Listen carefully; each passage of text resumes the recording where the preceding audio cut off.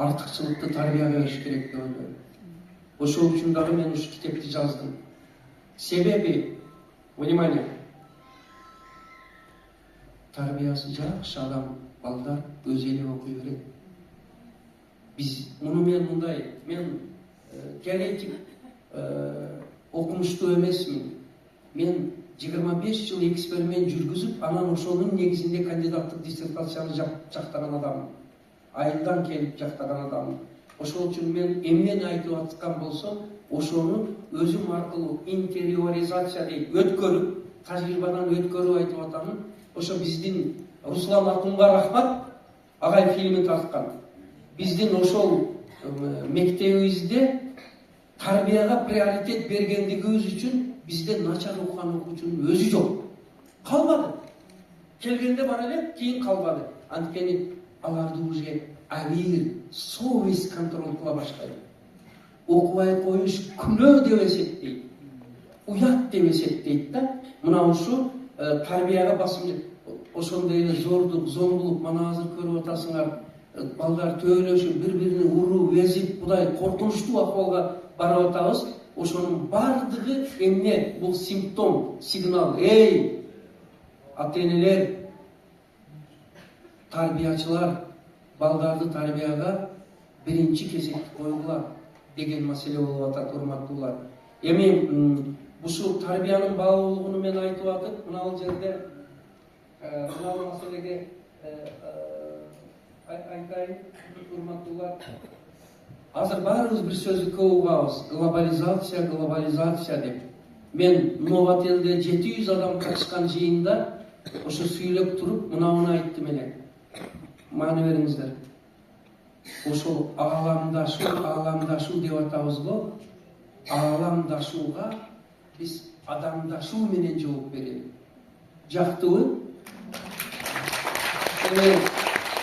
Муну жакты деп айтыш үчүн дагы канча саатындай аң сезим керек да.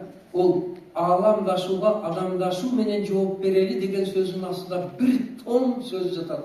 Адамдашуу менен жооп берели деген адамдыгыбызды ойготолу, акылыбызды өстүрөлү, ыйманыбызды өстүрөлү, жоопкерчилигибизди, инсабыбызды өстүрөлү, гуманизмибизди өстүрөлү, мээримдүүлүгүбүздү өстүрөлү, жана башка жаратман чыгармачылыгыбызды өстүрөлү. Ошондо биз ааламдашууга адам катары татыктуу орун алабыз деген мааниде. Мунун өзү чоң бир тема. Муну кыскача лаконично айтылган ааламдашууга адамдашуу менен жооп берүү. И дагы да кыскарта алсак, ааламдашууга адамдын ички потенциалын ачуу менен жооп берели. Адамдын ички потенциалы интеллект, ошого аң сезим, эрк, жөндөм, ишмердүүлүк жана башка сапаттарды. Азырчы, урматтуулар, биз адамдын ички потенциалын толук ача элекпиз. Уктап жатат бир жерлерде. Ал тарбиянын нөмөсү болуш керек. Биздин тарбиялык иштерибиз адамдын ички потенциалын ачууга багытталыш керек. Аларга нотация айтып, морал айтып, тарбиялай берип тажатпастан, аларды мына бул жерде ошонун китебин жазып койдук. Өзүн өзү тарбиялоого ихлас, кызыгуу ойготуш керек. Эң күчтүү тарбия бул адамдын өзүн өзү тарбиялоо. Жактыбы? Бул ар бир суроого бир китеп менен жооп бергенмин да, урматтуулар. Эми тарбия жөнүндө мына жерде тарбия дагы глобалдык нерсе. Эгерде тарбия жакшы болсо, балдар эл жакшы окуйт. Внимание. Тарбия жакшы болсо, үй бүлөдө ажырашуу болбойт, чыр-чатак болбойт. Биз зордук, зомбулуктун алдын алууда иш чараларды өткөрөбүз, бирок мына дарак ооруп калса, анын бутактарын дарылап атабыз, тамырга түшпөй атабыз, тамыр үй бүлөдө. Ошон үчүн экинчи бир суранычым Марлен мырза, ушу бир жогорку кеңеште ушу Капырагай эне мектеби деп энелерди окуталы, муну мамлекеттик масштабта колго алалы, административдик жактан колдоого алалы, информационный поддержка берели, ошону жогорку кеңеш мана биз колдоп берели деп айтып чыксаңыз, эне өзгөрсө заман өзгөрөт, коом өзгөрөт. Эне окуса балдар окуйт. Өткөндө Манас университетинде сүйлөп атсам, бирөө айтты, Капыргай, эмнеге сиз эне мектеби деп айта бересиз, ата мектеби деп айтпайсыз деди эле. Мен мынтип жооп бердим. Эне бул медреседир деген сөз бар экен. ата медресе депtir, эне медреселер депtir. Биринчиден, экинчиден, азыр медицина тастыктады. Внимание, караңыздар. Балага акыл эстин, интеллекттин 80% энеден өтөт экен. О Марлен капа болбогу, эркек өбү. 20% дагы разы боло беребиз. Энеден көз кара. Бул медицина, менин сөзүм эмес. Бул деген сөз демек энелерибиздин потенциалын өстүрүш керек. Бул баягы эмнеге энелерден окута бересиң капырагай дегендерге жооп. Үчүнчүсү себеби эненин шаанын, авторитетин көтөрүп береличи. Мына жерде ак элечек энелер отурат. Danışman деген апалар. Мына ошо апалар бир туруп кое аласыздар, ордуңуздардан мүмкүнчүлүк барбы туруп коюшка? Бир туруп койсоңуздарчы ак элечек. Бир туруңуздар сиздер сүйлөп калып. Депутаттын кол алдыда коюп туруп бир сүйлөп калыңызчы. Урматтуу danışman апалар, мына сиздер мушу азыр эне мектебини жеткирели, тарбия баалуулук капырагай идеясын жеткизели деп туруп туруңуздар сүрөткө алып атат сиздерди. Ак элечекти ороп алып, жеңдишмерип, чоң иш сапарга чыктыңыздар. Кудай сиздерди колдосун, эмгегиңиздерге ыраазы болуңуздар. Кудай кааласа, ушул ишти уланта берсеңиздер, эмки жогорку кеңештин ардак грамотасы Марлен мырза эсен болсо, ушу danışman апаларыма болсунчу Марлен мырза. Эми урматтуулар, мына кийинки бир маселе жыйынтыктап атабыз. Урматтуулар, тарбия мыкты болсо адамды сактайт. Тарбия үй бүлөнү сактайт. Бая ажырашуу 12 миң үй бүлө ажырашат экен деген ошо тарбия жетишпестиктен. Үй бүлөдө жубайлар мамиле кыла албайт. Ата эне бала менен мамиле азыр татаал болду. Кайны келин мамилеси татаал болду. Коллективдин ичинде татаал болду. Кесиптештердин ортосунда татаал болду. Бул жөнүндө 17-кылымдын акын философу Амир Хасрав Дехлави деген мындай деген экен.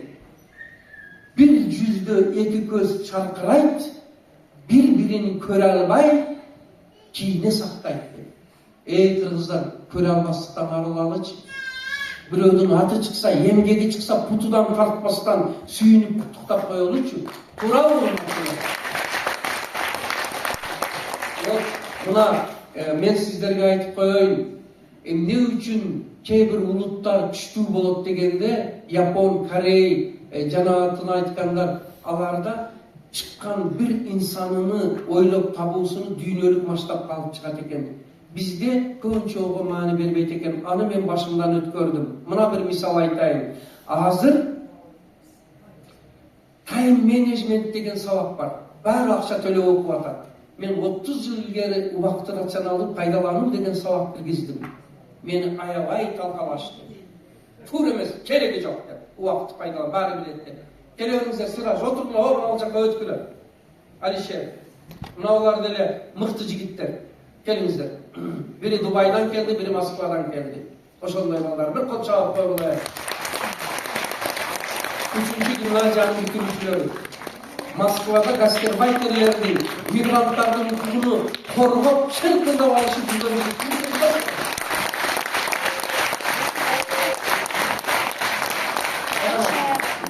Эми урматтуулар, мына тарбиябызды түзөтүү аркылуу ошо үй бүлөлөрдүн ажырашуун сактап калабыз, үй бүлөдөгү конфликтти, зорлукту. Эгерде тарбия жакшы болсо, о классташтар бири-бирин урууну артып таштабайт. Келип төпөштөп койбойт. Карасаңыздар, азыр бизге өтө көп нерсе керек болуп атат, ошо тарбияга маани беришибиз керек дегендей, мына ошол үчүн мен дагы бир китебимди жаздым, Ымала маданияты деп. Азыркы күндө адамдар бири-бири менен сүйлөшө албай калды.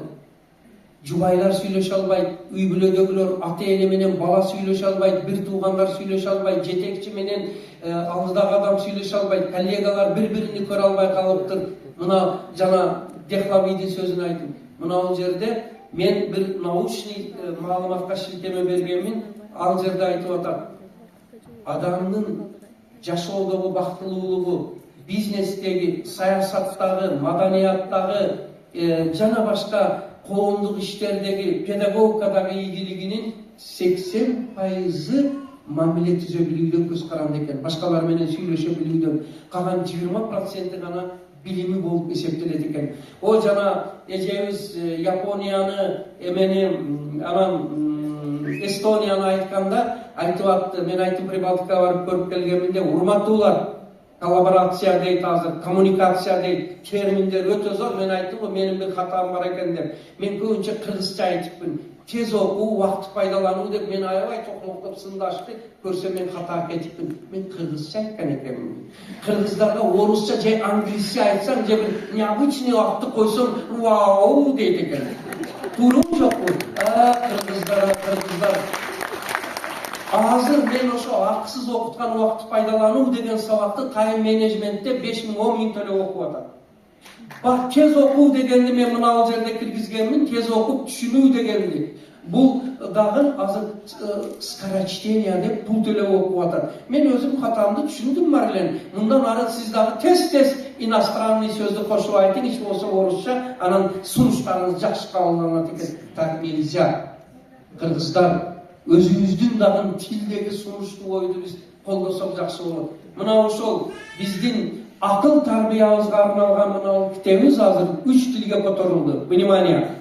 Орус, турк, англис тилге которулуп Лондондон чыкты.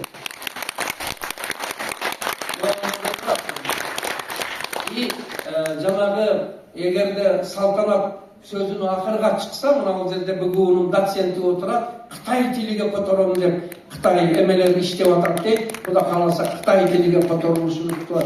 Эми бир айылдын агайынын китеби эмне үчүн тарбия билим баалуулугу деп орус турк тилиге öğrenүү деп которушуптур. Турктар которуптур, англис тилиден же Колбруктун сунушу менен Лондондун профессору англис тилиге которулду. Эмне үчүн дегенде, жана эже айткан Япониядагы, Эстониядагы, внимание, өз алдынча алуулук, өз алдынча билим алуу, суроо берип суроого жооп издөө, билимди билим алууга пайдалануу, билимди турмуштагы проблемаларды чечүү, убакытты пайдалануу, андан кийин эркин ой жүгүртүп, жаратмандык чыгармачылыкка баруу дегенди о Прибалтика, Япониядан билбей туруп эле 30 жыл илгери айылда жүрүп жазып коюп, кыздар, урматтуулар. Мына менин бар болгону Дафка мектеби, башка мектептерге айтам, шведский, кембриджский, японский, прибалтийский деген методдор менен окутканда, бир кыргызский метод деп кошуп койгула. Паткевский, Лайлакский, Мадаминовский деп өзүнүн мына мен ушул бул менин мындай эгоизмим мактаныш үчүн эмес. Кайсы гана мындай деген улуу философтун сөзү бар. Кайсы элде башка улуттун ыры көп ырдалса, методикасы көп пайдаланылса, кайсы элде башка улуттун модасы көп кийилсе, тили көп сүйлөсө, ошол улуттун түгөнүп барыш башталышы экен. Бул менин сөзүм эмес, философтун сөзү. Мындай десем адамдар айтат, сен неме мировойду тана албайсың? Мировойду үйрөнсөң, менчелик үйрөнөсүң. 8-9 мамлекетти үйрөнүп келдим. Бар болгону мен жогорку кеңеште сүйлөп жатканымда айттым эле. Келиңиздер кыргыздар, мындан ары бир дүйнөлүк методиканы айтканда, бир кыргыздыкын кошо айталы. Өзүбүздө Жусуп Баласагын бар, Молдонияз бар. Тууруу жокпу? Өзүбүздө дагы чыган инсандарыбыз бар. Bir düğünlük pedagogtu, ce metodikаны aytkanda bir kırgыздыгын айталы, антпесек bizde kompleksini полноценности деген пайда болот. Өксүк улут, бардык зор, кыйын методика, мыналардыкы, биз болсо бар болгон ошону алабыз, пайдаланабыз. Так нельзя. Ошол үчүн давайте, мына милдеттүү түрдө ушуга көңүл бөлөлүп, bir düğünlüктү киргизгенде, bir кыргыздыгын дагы методуну, авторуну, китебини айтып жүрсөк жакшы болот. Макул дегендер Азыр жанагыдан айтышты, биз Сингапур методу боюнча семинарга катыштык, дүйнөлүк башка фин методу боюнча дагы катыштык, айланып келип бардыгы айым китебиңиздин ичинен чыгып атат депчи. Туура, мен Сингапур, Финландияны колдойм, бар болгону кайталап айтамын. Өзүбүздө дагы мына Бектур Исаков деген таласта мыкты педагогубуз бар. Ошол кишини колдоп кубаттап жүргөн биздин Салтанат Бейшенова, эмки чоң сыйлык Салтанат Бейшеновага дагы берилет. Биздин 10 12 kitebimizdi mınday videorolik kılıp durup benim kitaplarım boyunca 1200 savakты çıkargan oşo Bektur Sakov'dan koldadı. Bektur Sakov'tu alıp çıksak jakşı bolot. Жеңишбек Кубаковду alıp çıksak bolot. Mıktı fizik бар да өзүбүздө дагы. Ар бир район областта мыкты педагогторубуз бар, математиктерибиз бар. Мына Эрлан каякта эме ким? Улан каякта отурат? Жалал Абактык улан. Бир туруп коюңузчу. Математиканы айем негизинде окутуунун методикасын жазып, сабак математикадан 2 алган окуучуларды жыйып алып, 1 ай окутуп, бардыгын математик кылып чыгарып жүргөн жигит, мына бул Жалал Абактан келген Эрлан. Мына өдүшүп болот. Бул Жалал Абакта Аннур деген окуу борборуну ачып, жөндөмсүз бала жок. Андан кийин кыргыздын методикасы жөндөмсүз эмес дегенди далилдейм деп жүргөн жигит мына ушул. Рахмат сизге улан. Бар болуңуз. Мына ушул менен мен сөзүмдү жыйынтыктап атып, акырында мен сиздерге айтып кетем, урматтуулар. Мына биз дастархонубуздун четини ушакхана кылбайлы. Интрига сплетня кылбайлы. Саясатка баарыбыз бара бербейли. Саясатты саясатчыларыбызга коелу. Президент, депутат, министрлерибизге ишенели, Кудай ошолорду бир жакшы жолду берип, колдоп туралы, Кудай кааласа жакшы. Биз эмне кылалы дегенде дастархон четиде балдарыбызды тарбиялайлы. Мына жерде дастархон четиндеги университет дедим. 24 теманы бердим. Ошолор аркылуу биз балдарыбыздын 3 казанын толтуралы. Колубузду алалы барыбыз. Эми мен айткан жерге алып келесиздер. Биринчи аш казан. Biz 24 saatты аш казанды толтурабыз деп иштейт экенбиз. Бирок аш казан бир бурданам менен толот экен. Мен эксперимент жүргүзүп дагы 2 казан таптым. Эми экинчи жакка чыгабыздар. Рух казан. Рух казан. Мына онун толушу кыйын экен. Бул илим, билим менен, иман менен, ибадат менен, адабият менен, мынандай семинар, лекцияларга акылдуу адамдардын сөзүн угууга катышуу менен анан рух казан толот экен. Рух казаны толгон адамдын жүзүгө нур чыгат экен. Мына о Шуңкарды тиктегиле баарын сүйүп калдыңбы Шуңкарды? Мына рух казаны толгон адам. Ошол эле азыр кеткен депутаттарыбызды, биздин мына окумуш, бу биздин данышман апаларды караңыз. Бардыгы рух казаны толгондугу үчүн жүзүдөн нур төрүп турат. Эми үчүнчү көбөйтөбүз. Акыл казан. Акыл баштыгында кылабыз. Акыл казан, математика, физика, шахмат, шашки, физика, биология, инновационный техника, технология менен толот. Ана 3 казан толгон адам камил инсан деп аталат экен дагы, гармоничная личность дейт. Азыр биз акыл казан болуп атат. Рух казан какшып жатат. Капа болбоңуздар, какшып жатат. Иманын далилин айтам. Социологтордун аныктамасы боюнча развитый страна, өнүккөн мамлекеттерде бир жылда орточо 28-32 китеп окуйт экен. Кыргыздардыкын айтайынбы? Жүрөгүңөр түшүп калбайбы? Мынтип бир бала, баарыбыз сөймөйдү көтөрөлү, мен айтканда бул керек болот. Орточо Швецияда, Германияда, Японияда 28-32 китеп окуса, Кыргызстанда орточо на душу населения дейт 0,1 китеп окуйт экен. Эми да кылабыз. Бетимдин бети, кыргыздар, бетимдин бети.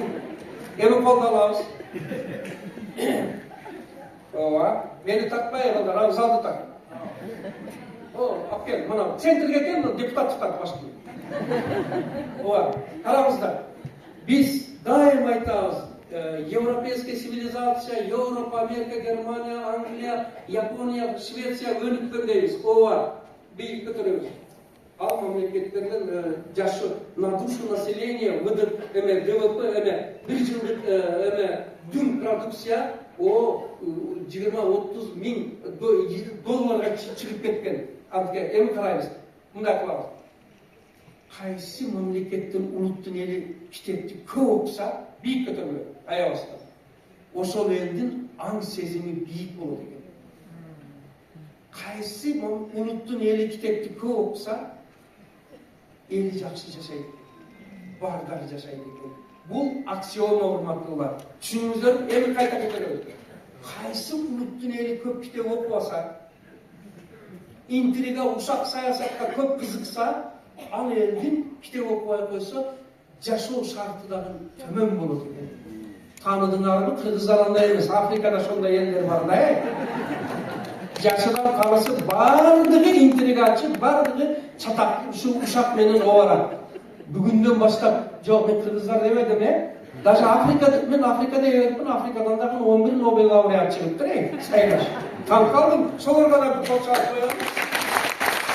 Bunlar Afrika demeyin, Mars değil. Mars'ta şondaylar var. Kırgızlarla böyle keregem kelenim, frazologizm.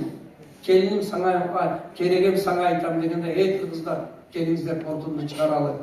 Uşu keç bol elekte biz Dastakon seçini üniversitede aylandırıp, akıl madaniyatımızı östürüp, özümüzü tarbiyalap, ılmava madaniyatımızga öğrenörü. Anam dağı bir nerseni men aytayın urmatlılar. Men oşo nemeslerin uy bülösüne da kirip gördüm. Türktorda da gördüm. Fransızlarda uy bülölü kitep bana var eken. Men özümüzdün mektepte mintip jariyaladım. Kaysi uy bülöde 300'den az bolsa dep. Kelingizler, жаңылык киргизели. Ал мынандай жаңылыкты 15 жыл ilgari Ошто айтып, Куштарбек Тимсанов колдоп жарыялап берди. Кыз севине 40 kitep. Sepke kitep koşup verir. Jaktыбы? Sandıkta alıp bana gülçaralar jasap жүрөт. Merim menen birgelikte. Sandıkta alıp jakşı jasap. Bizde zam gubernatör Çınar Asattarova деген agay şul demilgenizni men koldoп bereyин деп kızını uzatkanda sandıkta 40 kitepin tizmesini verdim. Kaysılar degende mına kızlar köp oturasыңар. Себеңерди ойлоп ала Кудай кааласа. Караңыздар. Манас, Семетей, Сейтек, İmam Bukhari, hadisler, oy güldörü, Zalkaroy murastары, Мамбет Асан, Нуржигит Кадырбеков, ondan keyin Yusuf Balasag'ın karasanızlar jana başka uşunday 40 kitep oşonun içinde ata-eneler sizler için özünü tarbiyaloo, ayem kitepleri, jaş jubaylar için kitep 40 kitepti jaş jubaylar вечер күнү tapşırdı da bardığı Kaşka Jorgo biylep atkanda ata-enesi sandık menen tapşırdı sayraş Çınara. Tapşırdı, zam gubernatör tapşırgandan keyin başkalar da şonu başladı. Azır leylekten çıkıp Atken, Talas, Narın bardık jokta şu jörölge kire başladı. Sizden dağı bir suranış, şu sepke dağın kitep koşup berişti da bir koldoп berseňizler 9 ay, 1 yıl boyu jaşlarımız oşo kiteplerini okup balgatın ayını ötkörse törölgön balдар вундеркиндер төрөлөт экен. Бул дагы медицинада бар. Бойда бар кездеп эмнени окуп эмне жөнүндө ойлосо балдар ошондой болуп калат экен. Мына мен глобалдык маселелерди айттым, тамырдык маселелерди айттым. Ушулар аркылуу биз өзүбүздүн улутубуздун менталитетин өзгөртөлү.